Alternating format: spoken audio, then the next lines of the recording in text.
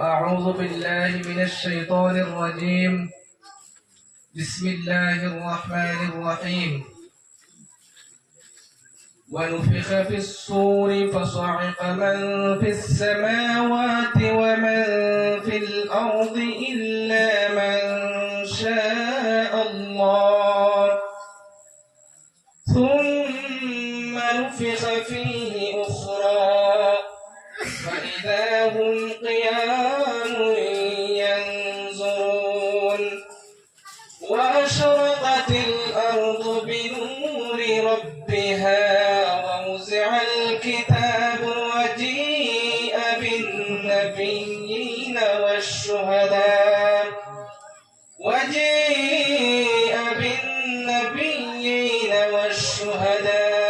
وقضي بينهم بالحق وهم لا يظلمون.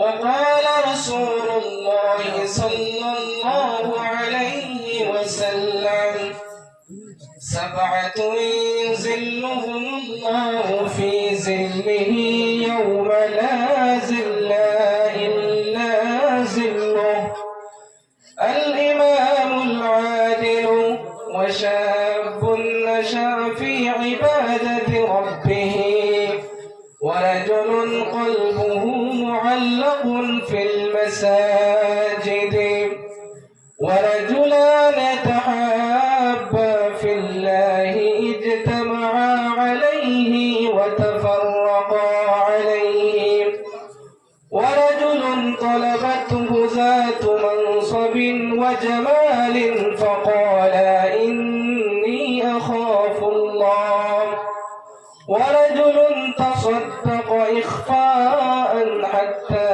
لا تعلم شماله ما تنفق بيمينه ورجل ذكر الله خاليا ففاضت عيناه.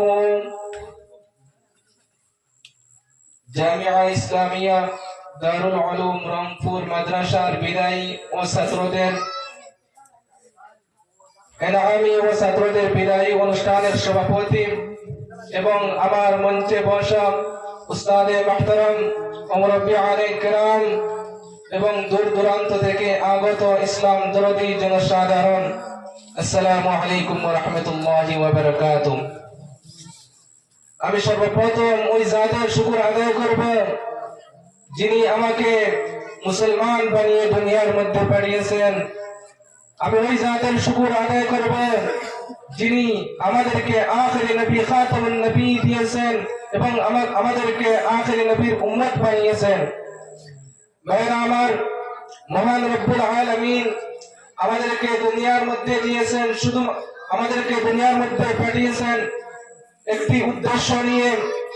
মহান রব্বুল আলামিন আমাদেরকে দুনিয়ার মধ্যে পাঠিয়েছেন আল্লাহ সুবহানাহু ওয়া তাআলার ইবাদত করার জন্য এবং আল্লাহ তাআলার হুকুম আহকাম মানার জন্য। আমরা দুনিয়ার মধ্যে এসেছি, আর এই দুনিয়ার মধ্যে আমরা চিরদিন থাকবো না, একদিন চিরতরে বিদায় নিয়ে যাব। আর এই দুনিয়া চিরদিন থাকবে না, একদিন এই দুনিয়াও শেষ হয়ে যাবে। সেই দিন হলো কিয়ামতের দিন। মহান রব্বুল আলামিন কুরআনে কারীমের মধ্যে বলেন: ونفخ في الصور فصعق من في السماوات ومن في الأرض। মহান রব্বুল আলামিন যখন ইসরাফিল ফেরেশতাকে হুকুম করবেন কিয়ামতের দিন সিংহের মধ্যে ফুঁক দেওয়ার জন্য, ইসরাফিল ফেরেশতা যখন সিংহের মধ্যে ফুঁক দেবেন তখন সমস্ত আসমানবাসী এবং সমস্ত জমিনবাসী বেহুশ হয়ে জমিনের মধ্যে পড়বেন। ইল্লা মান শাআল্লাহ, কিন্তু আল্লাহ যাকে চাইবেন তাকে সেই বেহুশি থেকে, সেই মউত থেকে হেফাজতে রাখবেন। সুম্মা নুফিখা ফীহি উখরা ফাইযা হুম কিয়ামুন ইয়ানজুরুন।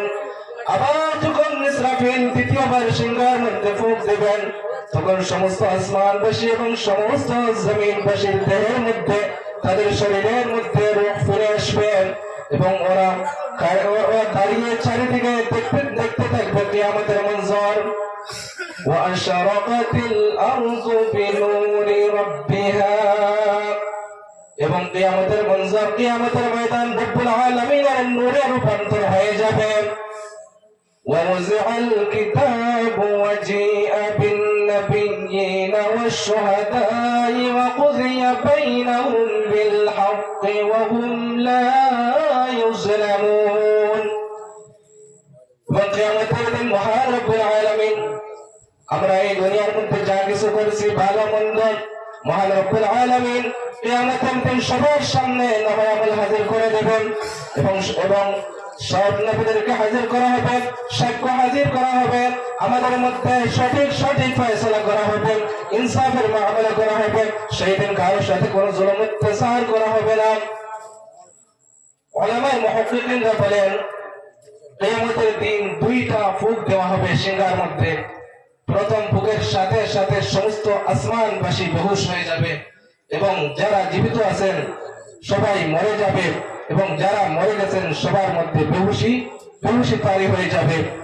আবার যখন দ্বিতীয়বার ইসরাফিল সিংহার মধ্যে ফুঁক দিবেন, দ্বিতীয়বার ফুঁক দেওয়ার সঙ্গে সঙ্গে সমস্ত মানুষের শরীরের দেহের মধ্যে তাদের রূহ ফিরে আসবে এবং যারা বেহুশ হয়েছিলেন সবাই হুশের মধ্যে চলে আসবে। আল্লাহ সুবহানাহু ওয়া তাআলা সেই কঠিন দিনের মধ্যে যে সূর্য আজকে অনেক দূরে, সেই সূর্যকে মহান রব্বুল আলামিন একদম নিকটবর্তী করে দেবেন এবং সমস্ত নবীদেরকে হাজির করা হবে, সমস্ত নবীদেরকে হাজির করা হবে, নবীদের উম্মতদেরকে হাজির করা হবে এবং মিজান আদল ইনসাফের পালনা কায়েম করা হবে। সেই দিন যদি কারো কোনো নেকি সরিষার দানা পরিমাণ যদি কোনো নেকি কারো থাকে, মহান রব্বুল আলামিন এই নেকি যদি এই নেকিটা যদি জমিনের নিচেও থাকে, যদি আসমানের উপরে থাকে, মহান রব্বুল আলামিন সেই নেকিটাকে ইনসাফের পালনার মধ্যে তুলবেন এবং যদি কারো গুনাহ থাকে সেই গুনাহটাকেও মহান রব্বুল আলামিন এই ইনসাফের পালনার মধ্যে তুলবেন এবং তাদের মধ্যে সঠিক ফয়সালা করা হবে। সেদিন কেউ কারো কামে আসবে না, কাজে আসবে না, সবাই নিজে ইয়া রাব্বি নাফসি করতে থাকবেন। মহান রব্বুল আলামিন কোরআনে কারীমের মধ্যে বলেন يوم يفر المرء من أخيه وأمه وأبيه